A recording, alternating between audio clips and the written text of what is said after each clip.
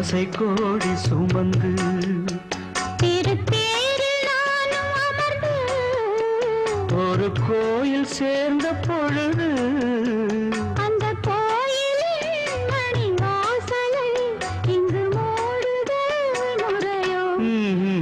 மணி ஓசை கேட்டு எழுந்து நெஞ்சில் ஆசை கோடி